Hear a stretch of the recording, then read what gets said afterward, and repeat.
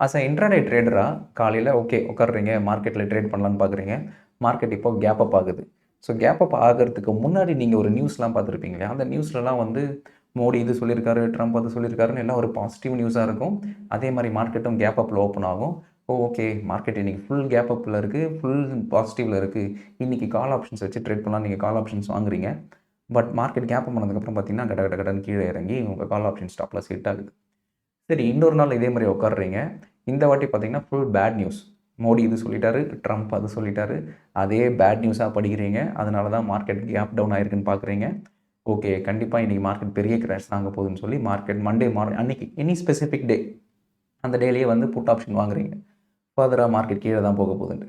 பார்த்தா நீங்க வாங்குனதுக்கப்புறம் மார்க்கெட் கீழ போறத நிறுத்திட்டு, ஃபர்தரா மேல போய் ஸ்டாப் லாஸ் ஹிட் ஆயிட்டு, இன்னும் மேல போக ஆரம்பிச்சு கிரீன்ல கூட முடிஞ்சிருக்கலாம். ஸோ உங்களுக்கே ஒரு கன்ஃப்யூஷன் இருக்கும். எல்லாமே நெகட்டிவா தான் இருக்கு. கரெக்ட்டா தான் நான் புட் ஆப்ஷன் வாங்குனேன். ஓவரால் சென்டிமென்ட் பேரிஷா தான் இருக்கு. ஏன் ஸ்டில் மார்க்கெட் மேல போகுது? அதேமாரி எல்லாமே பாசிட்டிவா இருக்குது. மார்க்கெட்டும் கேப் அப் ஆயிருக்கு. நான் திருப்பி இப்போ அந்த டைம்ல போய் ஒரு கால் ஆப்ஷன் வாங்குறேன்னா, ஏன் மார்க்கெட் கீழ போகுது? இந்த மாரி ஒரு டவுட் உங்களுக்குள்ள இருந்ததுன்னா, அதே டவுட் எனக்குள்ளயும் இருந்திருக்கு. இதுக்கு தான் வந்து ஒரு டீட்டெயில் டேட்டா அனாலிசிஸ் பண்ணேன். என்னன்னா, எப்பப்பலாம் மார்க்கெட் கேப் அப் ஆயிருக்கோ, அன்னைக்கு rest of the day market அதிகபட்சமா மேல போகுமா? இல்ல கீழ போகுமா?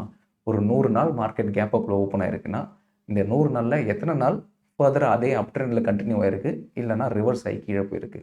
அதே மாரி எப்பப்பலாம் கேப் டவுன் ஆச்சோ, அதே டைம்ல ஓவரால் மார்க்கெட் கேப் டவுன் ஆயி கீழ தான் போச்சா? இல்ல ரிவர்சல் ஆயி மேல போச்சா? இத வந்து நான் ஒரு டீட்டெயில் அனாலிசிஸ் பண்ணணும் ஏஐ வச்சு.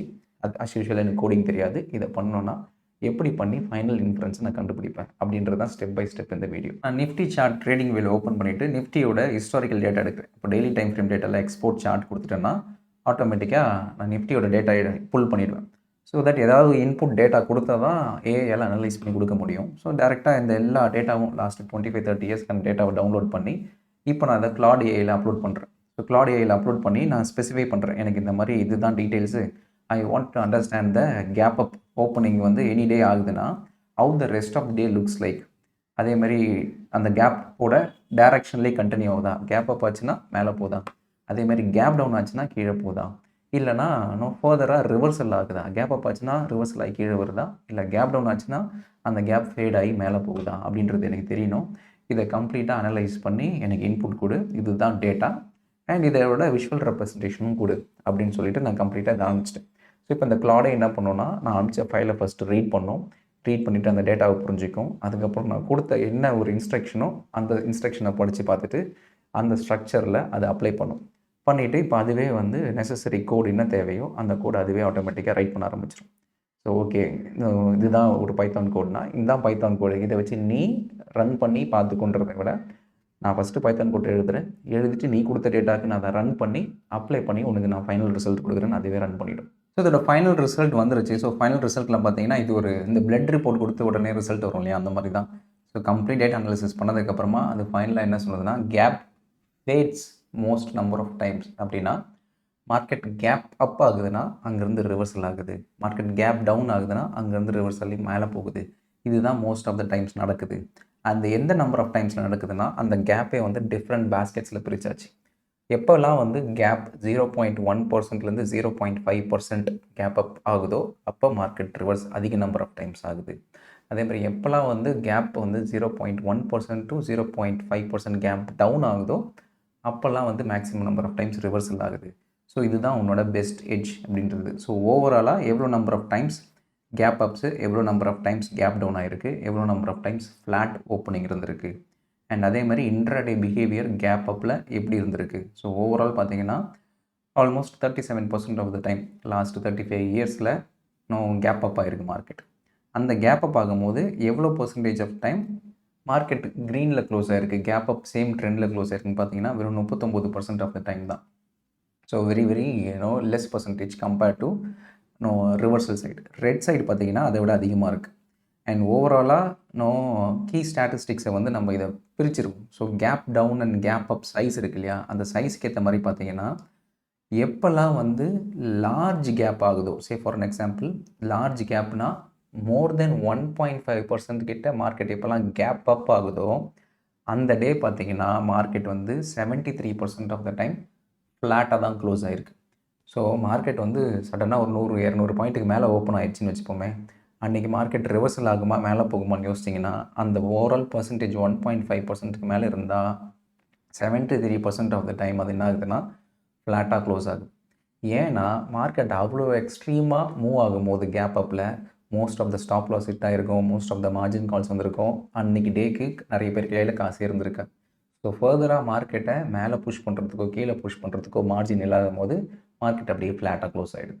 ஸோ இதுதான் வந்து கேப் டவுனுக்கும். ஸோ மார்க்கெட் எப்போல்லாம் வந்து மோர் தென் 1.5% கேப் டவுன் ஆகுதோ அப்போல்லாம் பார்த்தீங்கன்னா 75% ஆஃப் த டைம் மார்க்கெட் ஃப்ளாட்டாக தான் நீ க்ளோஸ் ஆகிருக்கு. ஸோ மார்க்கெட்டை பொறுத்த வரைக்கும் இந்த மாதிரி எக்ஸ்ட்ரீம் மூவ் நடக்கும்போது மோஸ்ட் ஆஃப் த டைம்ஸ் இந்த ஸ்டாப் லாஸ் ஹிட் ஆகிறது, மார்ஜின் கால்லாம் வரதுனால ஃபர்தர் கண்டினியூவேஷன் மூவ் அந்த சேம் டைரெக்ஷனாக இருக்கட்டும், ஆப்போசிட் டைரெக்ஷனாக இருக்கட்டும் நடக்க மாட்டேங்குது. அது ஃப்ளாட்டாக தான் ஆகுது. ஸோ அந்த மாதிரி டைமில் நீங்கள் கால் ஆப்ஷன்ஸோ இல்லை புட் ஆப்ஷன்ஸோ வாங்கினீங்கன்னா ஐவி கிராஷ் ஆகும், டிகே ஆகும், பெருசாக உங்களுக்கு ப்ராஃபிட் வராது பெரிய எக்ஸ்ட்ரீம் மூவில். ஸோ அந்த மாதிரி மூவில் நீங்கள் பெஸ்ட்டு என்னென்னா ஷார்ட் ஸ்ட்ராடல் மாதிரி பண்ணிடலாம், இல்லை ஷார்ட் ஸ்ட்ராங்கல் மாதிரி பண்ணிடலாம். அப்போ என்ன ஆகும்னா மார்க்கெட் பெரிய மூவ்மெண்ட் இருக்காது. ஆல்ரெடி பெரிய மூவ்மெண்ட் இனிஷியேட் ஆனதுனால ஐவி பயங்கரமாக இன்க்ரீஸ் ஆகிருக்கும், ஆப்ஷன் ப்ரீமியம்ஸ்லாம் நல்லாவே இன்க்ரீஸ் ஆகிருக்கும். ஸோ அந்த டைமில் நம்ம ஷார்ட் ஸ்ட்ராடலோ இல்லை ஸ்ட்ராங்கலோ பண்ணும்போது நமக்கு ஃபேவரபுளாக இருக்கும். ஸோ இந்த ஏயோட ஃபைனல் அனாலிசிஸும் அதுதான். ஸோ எப்போல்லாம் வந்து லார்ஜ் கேப் அப் ஆகிருக்கோ கன்சல்டேஷன் தான் ஆகுது. ஸோ ஓவராலாக பார்த்தீங்கன்னா கேப் அப் ஆனாலும் சரி இல்லை கேப் டவுன் ஆனாலும் சரி மோஸ்ட் நம்பர் ஆஃப் டைம்ஸ் வந்து மார்க்கெட் ஃப்ளாட்டாக தான் க்ளோஸ் ஆகிருக்கு. ஸோ ஒரு ஃபியூ நம்பர் ஆஃப் டைம்ஸ் தான் கண்டினியூஷன் ஆகிருக்கு. ஏன்னா மார்க்கெட் இந்த மாதிரி எக்ஸ்ட்ரீம் மூவ் இருக்கும்போது இந்த வாலட்டிலிட்டி அப்சர்வ் ஆகுது. மார்க்கெட் பையர்ஸும் சரி செல்லர்ஸும் சரி எக்ஸாஸ்ட் ஆகிடுறாங்க. ரெஸ்ட் ஆஃப் த டே பார்த்தீங்கன்னா கம்ப்ளீட் ரேஞ்ச் பவுண்டில் தான் இருக்குது. So 80% of the large caps have less than 0.5% intraday. Very very important point. So இவ்வளோ பெரிய இன்ட்ராடே மூவ் ஒரு கேப் அப்போ இல்லை கேப் டவுன் ஆகும்போது இன்ட்ராடே பேசிஸில் லெஸ் தென் 0.5% தான் ரேஞ்ச் இருக்குது. So which means that extremely lesser range. So risk reward ratio is favourable for பையர்ஸ்க்காக செல்லர்ஸாக கேட்டிங்கன்னா இங்கே செல்லர்ஸ்க்கு தான். ஏன்னா ரேஞ்ச் இவ்வளோ கம்மியாக இருக்கும்போது நீங்கள் பை பண்ணியிருந்தீங்கன்னா டிகேயாக இருக்கும், இல்லை பெரிய ப்ராஃபிட் வந்திருக்காது டைரெக்ஷனில். பட் செல் பண்ணியிருந்தீங்கன்னா ரேஞ்ச் இவ்வளோ கம்மியாக இருக்கிறதுனால டிகே ஆகி ப்ராஃபிட் அதிகமாக வந்திருக்கும். அதே மாதிரி கேப் சைஸ் மீடியமாக இருக்குது, 0.5% to 1.5%. அந்த ரேஞ்சில் இருந்ததுன்னா அதில் பெருசாக எட்ஜ் இல்லை, 50-50 எட்ஜ் தான் இருக்குது. சம்டைம்ஸ் வந்து கண்டினியூ ஆகுது, சம்டைம்ஸ் ஃபேட் ஆகுது. அதே மாதிரி கேப் டவுன் ஆனாலும் சம்டைம்ஸ் ஃபேட் ஆகுது, சம்டைம்ஸ் கண்டினியூ ஆகுது, சம்டைம்ஸ் ஃப்ளாட்டாக முடிஞ்சிருது. ஸோ சிக்னிஃபிகண்ட் எட்ஜ் இல்லை உங்களுக்கு மீடியம் கேப்ஸ் இருக்கும்போது 0.5% to 1.5% இந்த பேஸ்கெட்டில் இருக்கும்போது. ஸ்மால் கேப்ஸுக்கு ஃபேட் இருக்குது. ஸோ அதுக்கு ஒரு எட்ஜ் இருக்குது. சின்ன கேப் தான், ஒரு 0.1% to 0.5% கேப் ஆகுதுன்னா அந்த டைம் வந்து கேப் அப் ஆகுதுன்னா most of the time market reversal ஆகுது. அதே மாதிரி கேப் டவுன் ஆகுது, -0.5% to 0.1% கேப் டவுன் ஆகுதுன்னா மோஸ்ட் ஆஃப் த டைம்ஸ் பார்த்தீங்கன்னா மார்க்கெட் வந்து அதுக்கேற்ற மாதிரி கண்டினியூஷன் ஆகுது. அண்ட் ஓவரால் பீரியடில் பெஸ்ட் எட்ஜே வந்து ஃபேடிங் ஸ்மால் கேப்ஸ். ஸோ ஓவராலாக இந்த கேப்போட பர்சன்டேஜ் கம்மியாக இருக்கும் போது you can take reversal trades. So இதுதான் overall detailed gap analysis summary. So அதில் பார்த்தீங்கன்னா லார்ஜாக கேப் அப் ஆகும்போது மார்க்கெட் கன்சாலிடேட் ஆகுது, லார்ஜாக கேப் டவுன் ஆகும்போது மார்க்கெட் கன்சாலிடேட் ஆகுது. ஸோ நெக்ஸ்ட் டைம் பெரிய கேப் அப்போ கேப் டவுனாக இருந்ததுன்னா பேனிக் ஆகாதீங்க, ஐயா ஜாலின்னு குதிக்காதீங்க. ஐயா ஜாலின்னு குதிச்சு ஆப்ஷன்ஸ் பையும் வாங்கினீங்கன்னா கண்டிப்பாக ஸ்டாட்டிஸ்டிக்கலாக அது உங்களுக்கு ஃபேவரபுளாக கிடையாது. அதே மாதிரி பேனிக் ஆகிட்டு உடனே வெளியெல்லாம் வந்துடாதீங்க. சிக்னிஃபிகண்ட்டாக 75% ஆஃப் த டைம் எட்ஜ் உங்ககிட்ட தான் இருக்குது மார்க்கெட் பெருசாக கேப் அப் ஆகும்போது. ஏன்னா மார்க்கெட் பெருசாக கேப் அப்போ கேப் டவுன் ஆகும்போது கன்சல்டேஷன் இருக்கும்போது மார்க்கெட் ரேஞ்ச் பவுண்டில் இருக்கும். தைரியமாக அப்போது ஒரு ஃபிக்ஸட் ஸ்டாப் லாஸில் நீங்கள் ஆப்ஷன் செல்லிங் பண்ணலாம்.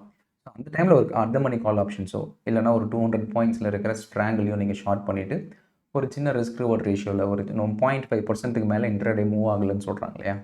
ஸோ ஓவராலாக நீங்கள் என்டர் பண்ண டைம்லேருந்து 0.5% ஸ்டாப் லாஸ் வச்சுக்கோங்க. அண்டர்லைங் மேலேயோ கீழேயோ 0.5% மூவ் வச்சுன்னா என் ஷார்ட் ஸ்ட்ராடல்லேருந்து வெளியே வந்துடுவேன், என் ஷார்ட் ஸ்ட்ராங்கிள்லேருந்து நான் வெளியே வந்துடுவேன். அவ்வளோதான் ரூல்ஸ். அப்படி பண்ணாலே it will be ending up in profits. இப்படி தான் உங்ககிட்ட இருக்கிற ஒரு சடன் தாட் ப்ராசஸை ஸ்ட்ராட்டஜியாக மாற்றுறது. ஸோ இதுக்கு நான் ஸ்டார்ட் பண்ணும்போது ஸ்ட்ராட்டஜி க்ரியேட் பண்ணுறன்ற ஐடியாவே இல்லை. கேப் அனலைஸ் பண்ணுவோம் அப்படின்ற தாட்டு தான் வந்தது. அந்த கேப்பு ஃபேட் ஆகுமா இல்லை சேம் சைடில் மூவ் ஆகுமான்ற ஒரு தாட்டு.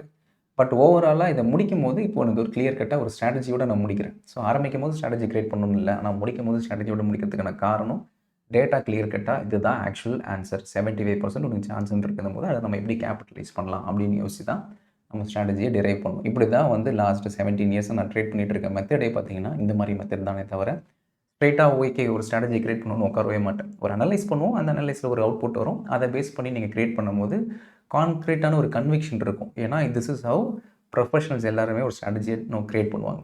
அதுவும் இப்போ இருக்கிற இந்த ஏஐ யூஸ் பண்ணும்போது இன்னுமே உங்களுக்கு ஹெல்ப்ஃபுல்லாக இருக்கும். ஸோ இப்போ நான் எக்ஸ்பிளைன் பண்ணதில் ஏதாவது டவுட்ஸ் இருந்தால் கமெண்ட்ஸில் மென்ஷன் பண்ணுங்கள். நான் அட்ரஸ் பண்ணுறேன்.